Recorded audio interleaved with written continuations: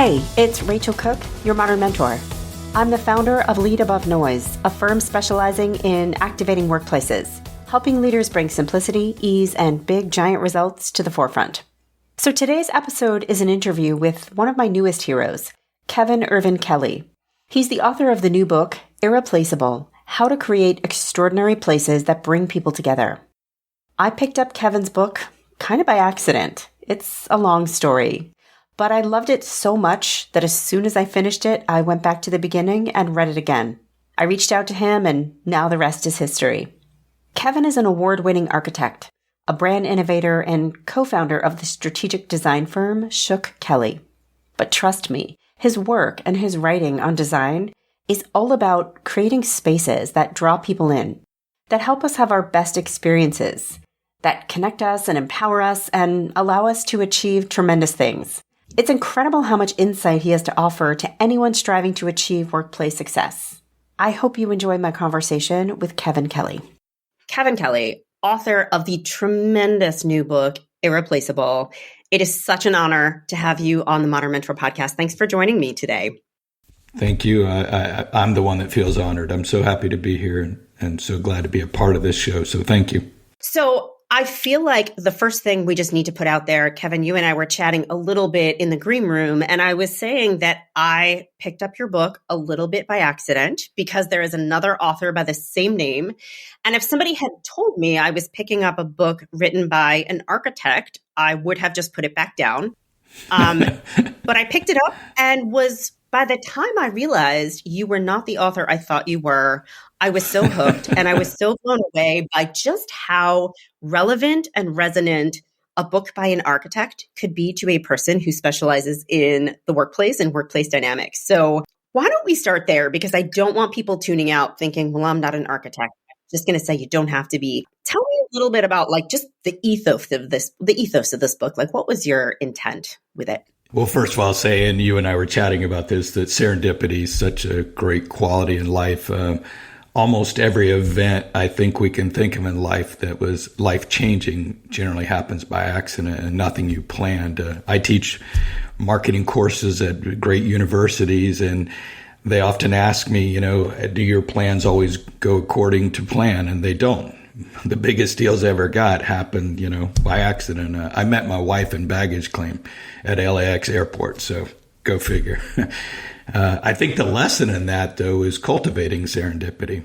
I think that's the real trick, is how do we find ways to keep making accidents happen? And so that's a good segue into the topic of the book. Just because we're in this spot, I think accidental encounters are the secret to life. And what I mean by that is when you go to the market, when you go to an orchestra, when you go to the park, when you just take a walk around the neighborhood, running into people and seeing people and striking up a conversation that you didn't plan to have is so natural. We're so hardwired for it, and it allows great things to happen. And I think we'd all agree when Starbucks first came on the scene, that accidental encounter was so powerful. It wasn't that we absolutely had to be caffeined up all day. It's that it was just such a nice break to be around humans in a space. And we have this quality in that we like to find our distances in spaces. We're kind of voyeurs of life, but we're also participants. And like a dance floor, sometimes we want to be on the perimeter and sometimes we want to be a little closer and sometimes we want to be right in the thick of it. But we're losing this quality. We're losing these accidental encounters, which this quality of losing started around 2008 with mass adoption of smartphones, the rise of social media, online shopping, delivery apps, binge watching, and none of it was intentionally harmful, but it is hurting us. We're making less eye contact, we're going to the market less, and we're having less social encounters with other humans. This is particularly dangerous for kids who need to navigate the world and get out there and develop their skills of socialization and how to deal with others. So the book is really about this crisis of place and trying to strike a balance. We live in a replacement economy of digital options, and that's not going to stop. Wall Street's not going to let it stop, and neither is Facebook. but we have to strike a balance or we're going to lose ourselves. I think that's all incredibly well said. One of the things I appreciated about your book is that it happened to be written or at least published post-COVID. And so you are certainly acknowledging and addressing the reality of our being post-pandemic. But the point that I'm taking away is this didn't begin with the pandemic. This disconnection that we're experiencing certainly predates that. I do think that the pandemic and the real shift to virtual and hybrid working probably exacerbated it. But this is not as new as some of us may think. What I would love to start with, Kevin, is, again, you are an architect and your expertise, keep me honest, is in designing places and spaces. And yet, a word that keeps coming up in your book is this idea of the experience, right? A place is more than just the stuff of it, the architecture of it. It really is about how we are crafting experiences that people have. And, one of the things I really appreciated about your book is that you actually took the time to define the word experience, which seems silly. It's a fairly standard word used in the English language, and yet it felt important. And I would love for you to just explain that a little bit and what defines an experience for you. We all might remember that joke where the older fish asks the younger fish, how's the water? And the younger fish says, what's water? That's kind of what we are as humans. There is no time that we're not in a place. We're always in a place, even when we're texting or doom scrolling. No matter where we are, we're in a place, but we're not really aware. Sometimes we say we're in an environment, but actually the environment is in us just as much as the food we eat. And if you live off a diet of junk food and bad food, you're going to have an unhealthy life. Your quality of life is going to suffer. The same with environments. And if you're in bad environments, which are all over society, and oftentimes people don't get to choose their environment they're in, most of the time they don't, then your quality of relationships, your longevity, your sense of loneliness or connectedness are greatly affected. And so every day we're out walking, going to places, but we aren't conscious that we're making decisions all day long about where we're going. And that's because our brain's running off around a 60-watt light bulb, literally.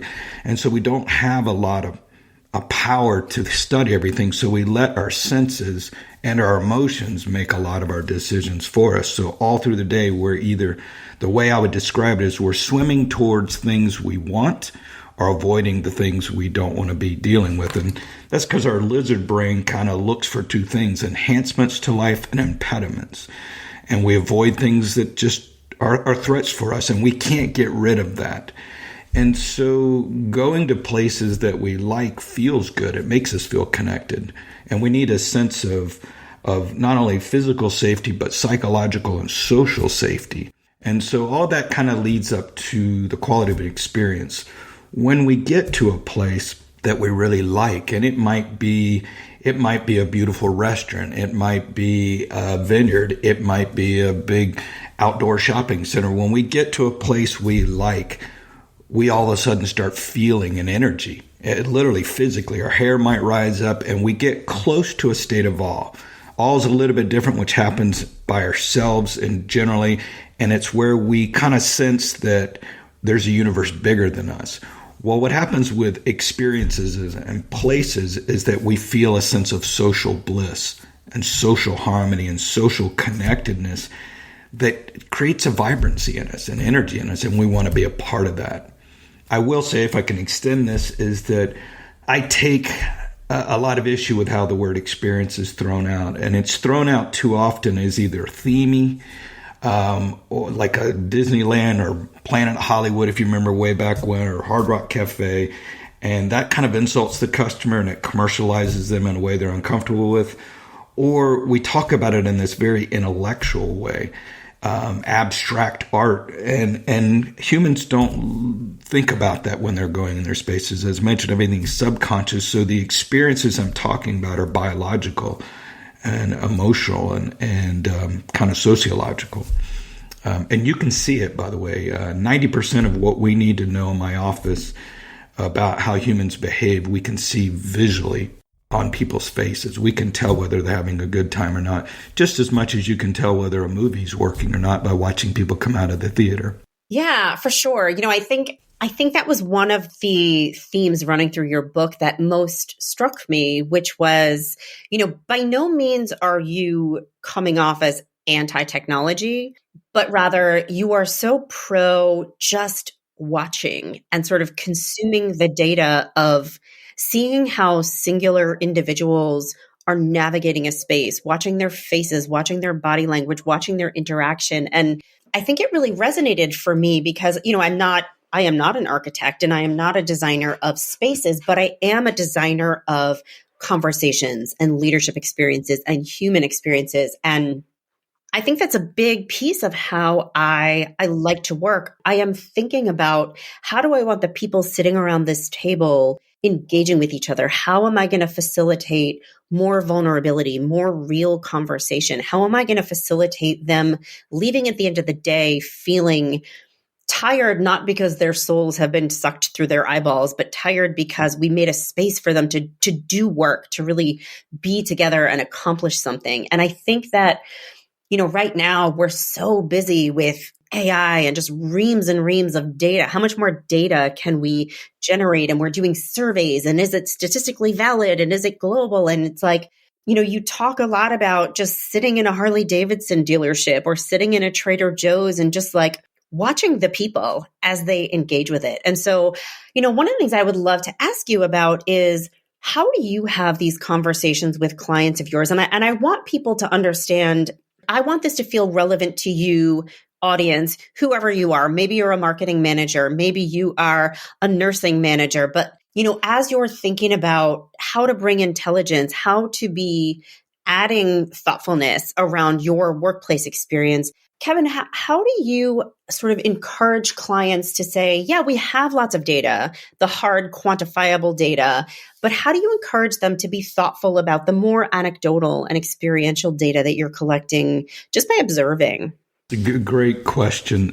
The thing that most people won't admit, including designers, is that we are very visually and sensory deficit. We have a visual illiteracy that we have to train the eye to learn how to see. And what I mean by that is we don't know why we're attracted to things. There are certain neuroscientists that do know, but designers and business people don't. And when we go to school to learn these things, and I work for some super smart, amazingly talented people who don't know how to see. It's a common week for me is to fly somewhere in the world, meet with a CEO that has had a store or an orchestra hall for 100 years and has never seen it. And I will walk with them in one trip and show them things that they'll ask me, how do you know that? How do you see that? And what I really understand and my team understands is the ability of the human eye and where the eye goes. And we'll start with the eye because it's only one of the senses.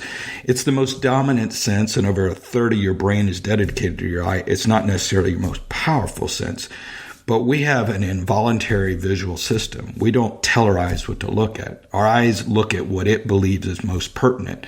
Again, back to enhancement and impediments. And so if you don't understand the involuntary eye, then you're going to have a really hard time understanding how to attract people. Now, your other senses are involuntary too. We don't tell our nose to smell something most of the time. It smells what it wants and it hears what it wants. And in fact, it puts all those things together. Visual, hearing, auditory, olfactory glands all work together in this beautiful kind of symphony to help us decide about our world. There are times when we voluntarily tell our eye to look at something, or we voluntarily say, smell that cheese. Those are great moments. We just can't be in that mode all day long. And so you were mentioning the workplace. That's a great venue to look at, and something we study a lot is people come into their offices with a full tank of energy, kind of like an electric car. Their battery's fully charged. But then as they navigate working through the office, phone calls, emails, go out to lunch, their battery starts to wear down. And by the 5 o'clock, they're starting to go, wow, I'm really tired. That in the book I reference, that's when your spouse calls and says, hey, would you mind going by and get the dry cleaner or the supermarket? And we blow a fuse because we can't imagine expending any more energy. That's because our days wear us out. Now, some environments actually have the ability to recharge us. We can all think about places we go to that really restore our energy. Nature generally does. Symmetry does. How human scale does. There are a lot of places that restores. Going out for wine at a beautiful cafe does. Going to a movie theater recharges. And so what it really helps people in the work world is, one, to notice when people's batteries are being drained and when they're being filled up. To notice what people gravitate to and notice what they avoid. In our work, we look at where people stand, where they talk, where they don't talk.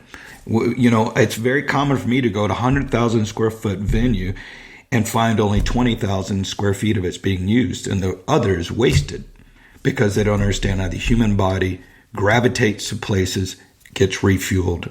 I could talk about that a lot more, but I think you get the general gist of what I'm saying. So I want to talk about this concept you write about in the book. You call it bonfire moments. And this really popped for me. And I'd love for you to explain a little bit about what makes a bonfire moment and how do you create one? You know, when I was a kid, I lived out in kind of near the swamplands in South Florida. Our house was on a dirt road. There wasn't a lot to do. But everybody that lived out in that rural community, every Sunday we knew that we would go 2 miles out into the horizonless swamps to a kind of a redneck Riviera called the Mud Flats. And we'd spend all day having fun, and we'd build these elaborate swamp buggies and vehicles that could navigate any terrain that looked like something out of a Mad Max movie. But what I was fascinated with, without any formal organization or formal hierarchy or electing officers to our Mud Flats Corporation, a self-appointed bonfire master would take charge and build this bonfire, and a group of people would be willing to work for that bonfire master and collect boxes and, other items to build this pyramid bonfire shape. And again, none of this was organized. We just knew that that was the highlight of the day. And then a group of strangers who were oftentimes very competitive with each other because of different high schools, different regions, or different dating situations. But we would collect together around this beautiful dusk kind of setting, drink beer and sing redneck anthems and unite in a very powerful way. And Carl Jung called that quality participation mystique. It is this ability for humans when they get together to feel this kind of social harmony and bliss. And I thought, wow, that's really powerful. And as I moved through my life, going from the swamplands to Melrose Place to Beverly Hills, I started seeing bonfires everywhere. I started seeing these moments where humans came together around an idea that was bigger than just the individual, the selfish individual, but was really concerned about the collective. And I thought, how do we recreate that? And so when I'm talking to my clients, they'll tell me oftentimes, oh, well, we're not on the right corner, or we're not in the right intersection, or we're too far out. My goal is to say, look, we need to create a place that people will crawl through mud to get to. They'll crawl through barbed wire to get to. It has to be that strong, which really gets to this issue of what we call work versus payoff. All day long, you're subconsciously making decisions about, do I want to go there? Do I want to go to that mall? Or do we want to go to that great fish house way out there? Or do we want to go to the beach? Whatever place you're thinking about, the orchestra is a perfect one, is that you have to think about the amount of work you're going to expend. Parking, driving, getting everybody ready, dealing with snow weather, and then the payoff. And those payoffs in this new era of the digital replacements cannot be commodities. They can't be lowest price, fastest delivery, greatest variety. They have to be emotional, social payoffs. You have to give somebody something so powerful that they feel like, wow, that was worth it. And I can name hundreds of places that people go out of their way to get to. And I did, obviously, when we were going to the swamplands. We went through a lot of mosquitoes and effort to have that bonding experience. So I look for those bonfire moments everywhere I go. What I love about that is, one of the things I'm always preaching to people is I think it's great to be looking out for the next trends and to sort of stay focused on what's coming and to always be learning and accumulating knowledge. And yet I think one of the things that could benefit all of us is taking a step back and reflecting a little bit on our own past experiences and looking for these types of hindsight opportunities that have already taught us the things that we need to know, right? You didn't go out and go to some big innovative conference and learn about these bonfire moments. you just took a step back and you reflected on, what does this remind me of? What does this feel like? And you just sort of looked back on your own past. And I think all of us could just benefit so much from doing that if we can create the discipline to find that time in our day. So one of the things I would love, Kevin, you work in a world where your customers are customer facing, right? They are trying to acquire customers. They're trying to bring their customers in. I work in a world where my clients' customers are their employees, if you will, right? I work with leadership teams. And so I don't want to put you on the spot here, but what can you take from the world of retail and the spaces that you've worked in? What advice can you give to senior leaders within organizations who want to be getting closer to creating these bonfire moments within their organizations for their employees? There is such a hot debate now about return to office versus hybrid versus virtual, and how do we make people come in, and how many days a week can we compel them to be here? And I think one of the things you and I chatted about over email is, what if that's the wrong question? What if the question is, how do we create not a fancy space, not bagels, but like, how do we create a space, a set of experiences that actually draw people in, where that payoff actually feels worth it, where they actually want to do the work of commuting at least once or twice a week? Do you have any advice on that?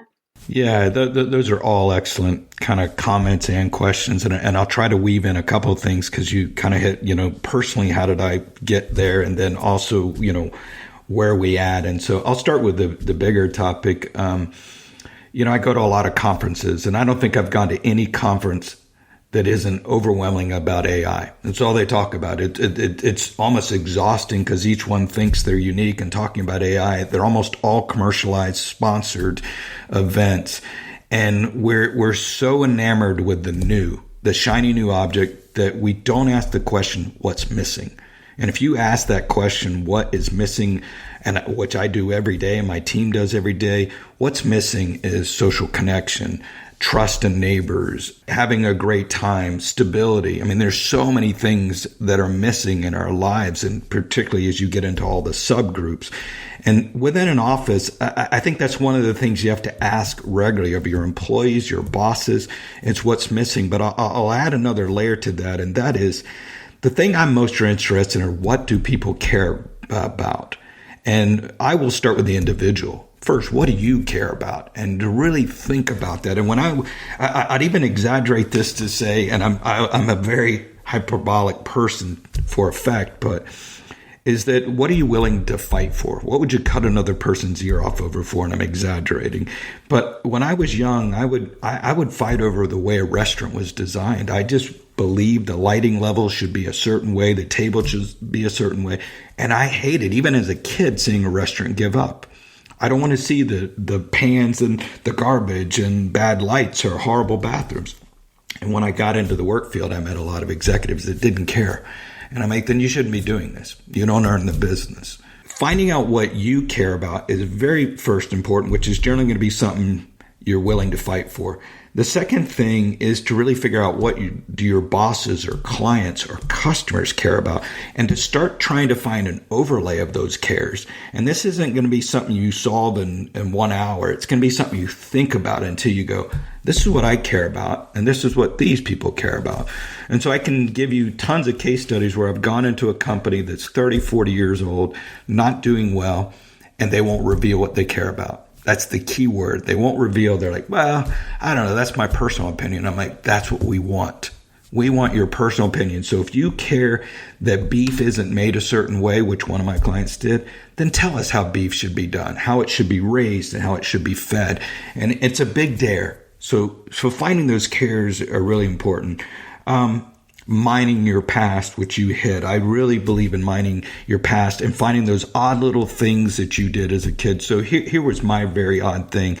I was very observant how people came into a room. I could tell by the way people put a key in a door at my house, ice cubes in a glass, whether there was going to be a fight that night or whether the environment was going to be what I'd call pro-social or harmonious. And I knew as a little kid, I couldn't do much, but I knew if I could turn the lights down low, get the music just right, that I could make people happy. And my little body couldn't do much else. And I thought, well, that's what I'm going to do with my life. I'm going to make people happy by creating a better environment. And day in and day out, I can prove that that works. But that's my Piccadilly. Each of us has something we care about and can give to the world. I know there are a lot of people out there, and I hear from a lot of them every day. People are kind of struggling a little bit with their feeling of purpose and connection to their work right now. And not necessarily in a really existential way, how am I saving the world? But rather, how is the minutia of my day contributing to something that I feel care about? And I will just say, it sounds like you got lucky in that you discovered that early, and you, on some level at least, had that intelligence and you pursued it. And I think that's pretty tremendous.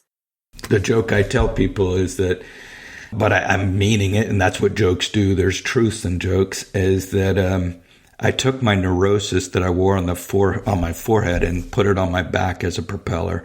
And my neurosis was I was way too observant. I was an empath and really spent a lot of time thinking about how people feel. But I tell all my friends and family, I'm like, what do you care about? What is most important? And don't hide from that. And I know people that'll fight over a stitch and a piece of leather, that'll fight over how a plate is, food is put on a plate.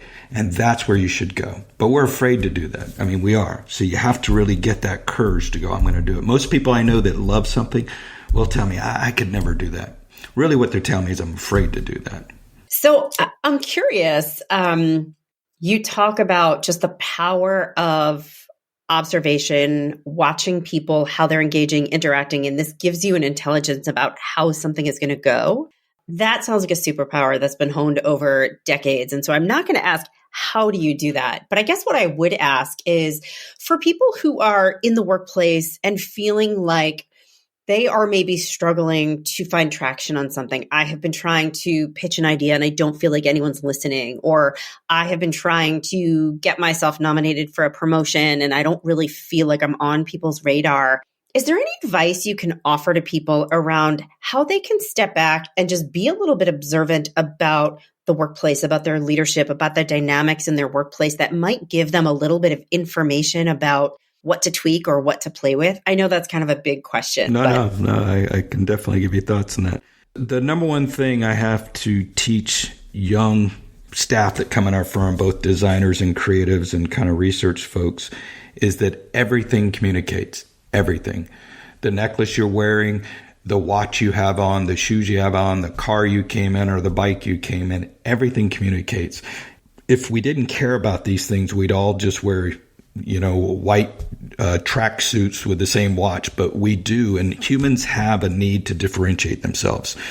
Generations particularly have a need to differentiate themselves from other generations. And so we adorn ourselves with certain items. And sometimes people get freaked out because they think, oh, that's the wealthy. We all do it. If you drive a pickup truck, you're communicating. If you drive a Rolls Royce, you're communicating. And really what it boils down to is signaling.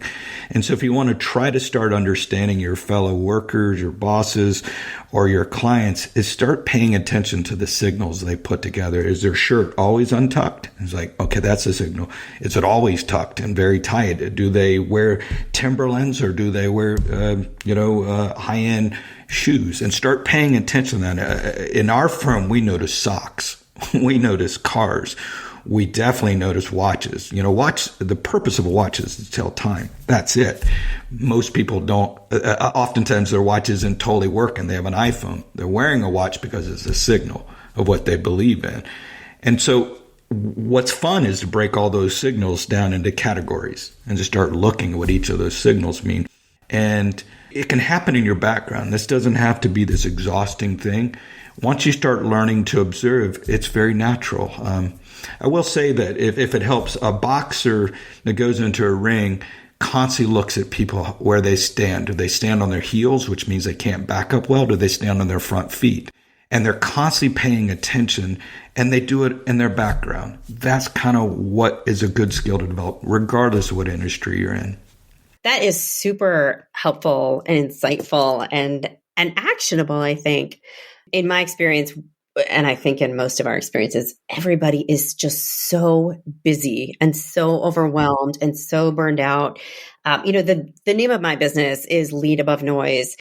I named it that because I really did feel like the crux of success in an organization, the crux of leadership is so much about being able to distinguish the signal from the noise and really be intentional about where we invest our energy and our focus. And so, what's interesting to me is that what you're talking about right now, this sort of taking a step back, this observing, this kind of being present. I'm not suggesting that somebody needs to schedule an hour to sit down and do that, but it does take some percentage of our energy, of our attention, which means we have to deflect that from someplace else. And I think for people right now, that's kind of the hardest thing to do, to take energy out of something that feels quote unquote productive, something that is deliverables based, and just kind of sit back and be quiet a little bit and just observe. I've been sitting with this idea that there is so much conversation now about the future of work, right? Future of work. It's a big hashtag. Everyone's talking about it.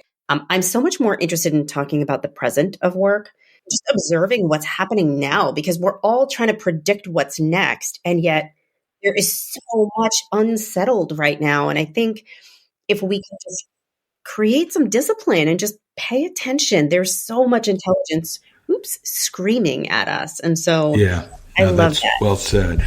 I think, for me, it's not work. And we teach a lot of our staff about being observant. It really is about what you said. It's about being present. And when you're present, your senses are heightened and your attention is kind of focused on what you're present to, whether it's a conversation with an individual, a blue sky, or a beautiful piece of art, or a beautiful teapot. Being present to that allows your senses to be activated and stimulated. I would say that there's nothing in your head, in anybody's head, that doesn't first come through the senses, period. So it's so pivotal for us to understand our senses. Our language is full of sensory words. At the end of this call, people may say Kevin's kind of slick, or he's rough on the edges, or hard as concrete or nail. These are all real physical qualities. And that's the way we teach our children, right? It's the way they gravitate, is through sensory metaphors. And so even the word we were talking about, signal, is a metaphor. Once you really understand that, that's another thing I pay a lot of attention to when I listen to people talk. I try to figure out what metaphors are they using, what sensory things are they signaling, which again ties back to what they care about. I would agree with you. We are freaked out about the future of work when we're drowning in uncertainty and instability right now. And the one thing that isn't helping us, and I'm going to sound like a cliche here, beating the same drum, but our devices are so addictive that we cannot focus, and we don't have boredom. We don't have free time. We don't have contemplation time. And we are going to look back 20 years from now and realize we were doing serious damage to ourselves. It'd be like drinking or doing drugs all day. And it sends out same chemicals as certain drugs, and we are not doing enough restorative qualities to recharge our batteries. We have to get the cell phone out of our hand for a while. Good luck. I've got teenagers. I don't know about you, Kevin. It's terrifying. And, we're hardwired to be attracted to movement. There's two things, change and movement really captivates us. And so it's almost impossible for kids not to be attracted to that movement, but it rewires their brain, literally. I know, like literally, for sure. Yeah. So speaking of kids and speaking of kind of dipping back into our past, you talked a little bit about Mr. Rogers in your book. I'm going to date myself here. I don't know that everyone in my audience even knows who that is. Mr. Rogers' Neighborhood, childhood TV show, super amazing, with his cardigan sweater, putting on his shoes. Can you just share a little bit about how you found inspiration in him? Well, I'm so inspired that you picked up on that. You're the first one that really has. We all belong to a certain associations and guilds and tribes that, and in every subculture, this again might be relevant to your listeners, is that culture, the sense of community is based on shame and reward. And that's not a great word, shame, but it's how motorcycle gangs decide how they want people to behave. And it's how corporations decide how they want people to behave, or people in the symphonies. And we reward those behaviors we like, and we shame those behaviors we don't like. Me growing up in the architecture world, they couldn't stand anything that involved capitalism. Nothing that involved cash registers or neon signs. It was considered low. In fact, one of my professors told me that business was the enemy to design. And I thought, wow. And it really created such a question in my mind. I thought, is that possible that the entire world is based on this free market economy? Not the entire world, but at least America and certain Western world. And I thought, well, I'm not necessarily a capitalist, but it is a force, just like earthquakes or termites are a force. And we study termites, and I don't love termites, but it informs my design. And I'm like, shouldn't we study capitalism, business, and free market economy as a force? And once I started getting into that, I realized that's what needed to be changed, because every place I go to is lubricated by the human exchange of not only money, but ideas and cultures and rituals, which you can see in the ancient agora and the markets. And I started trying to think about people that were trying to change their guild's shame and reward system. And Mr. Rogers hated TV. He thought it was the ruin of kids. He said, this is going to destroy our kids.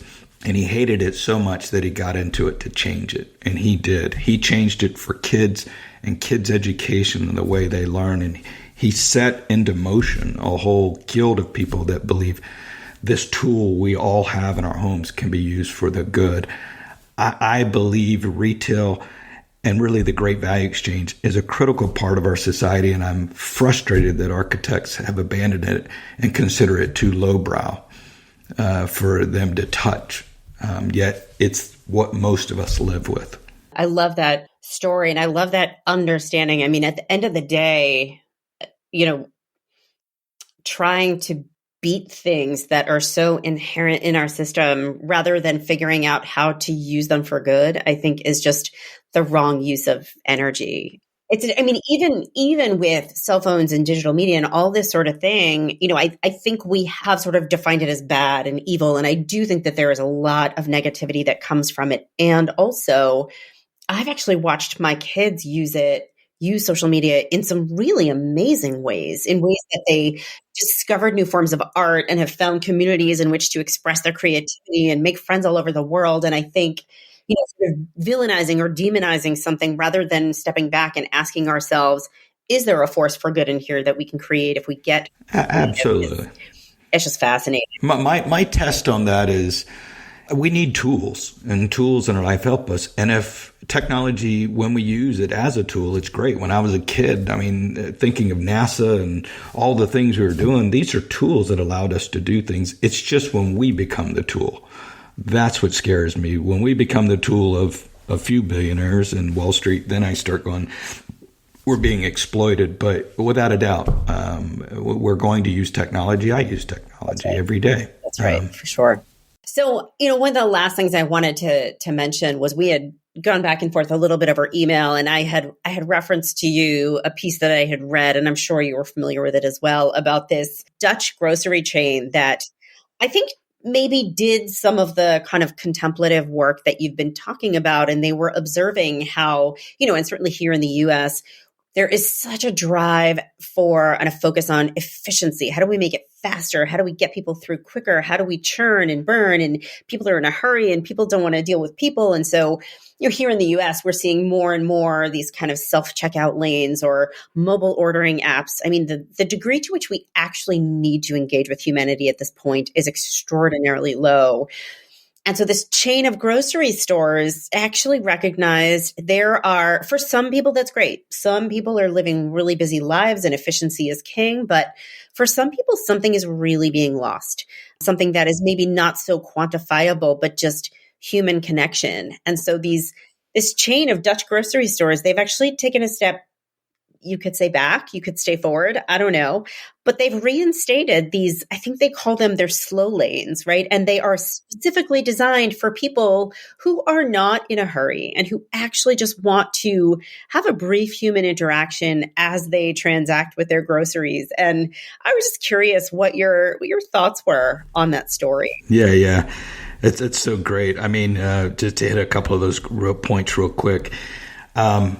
You said earlier people aren't totally feeling good and struggling, and that's a lot of our work. We survey customers every day for 30 years, and never before have we seen people so uncomfortable with the world right now for a variety of reasons. And one of the reasons is that we have somehow or other jumped so far into a linear mindset that efficiency, ruthless efficiency, and getting rid of friction is the goal in life. And we've done this to the detriment of understanding any mythologies, of understanding any meaning. And if there's a crisis in our world, we have a crisis of meaning. We no longer believe anything. We're so cynical and jaded, and we kind of lean towards the bad. And we're having a hard time being more connected because we're staying in our homes too much, up to 105 days a year, 7.5 hours a day is in front of a screen. So it's 105 days that we've kind of taken out of the human contact. And human contact, we could go to the extreme. A baby dies if it's not touched. A puppy dies if it's not touched. We have to be touched, and we have to interact, or we embrace loneliness. We become a little more dangerous to society. So casual conversations are very important, and we saw this during the pandemic. Older people particularly, and younger teens were not having conversations, even with their friends on the bus, the barista, the grocery store clerk. And sometimes that's the only conversation somebody has is the cashier. My mother knows every cashier.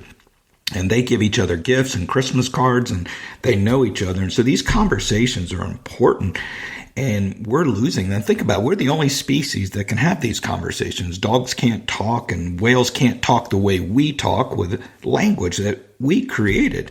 And yet we're denying this one-on-one skill that we have. And so the public is in a massive uproar over this self-checkout, most of the public. And they're very upset with it. And people think, wow, it's just this kind of fear of the future. They're calling them Luddites. No, we're afraid that we're losing our humanity.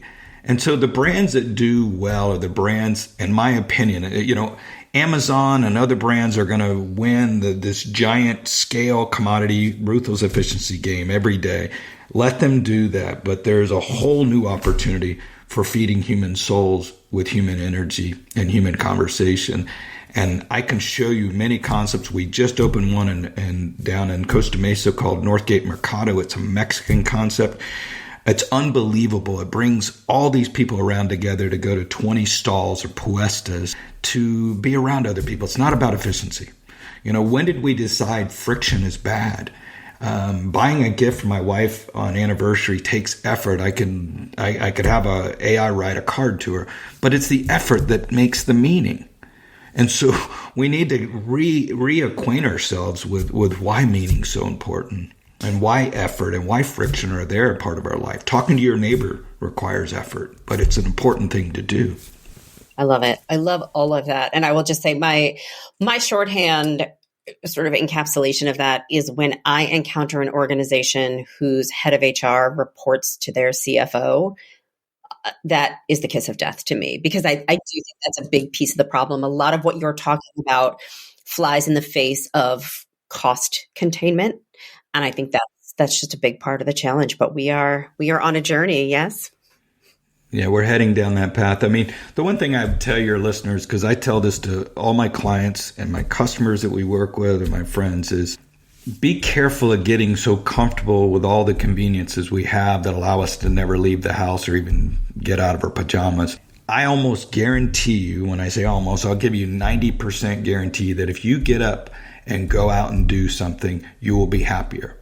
Just get out there and engage with the world, because that serendipity that you talked about at the beginning of the show happens through these accidental encounters and through seeing. And if you let this beautiful brain of yours and sensory system of your body go to waste, you're going to go to waste. You have to get out and activate and stimulate your senses, or you're going to experience loneliness and cognitive impairment. It's that fundamental to us to get out.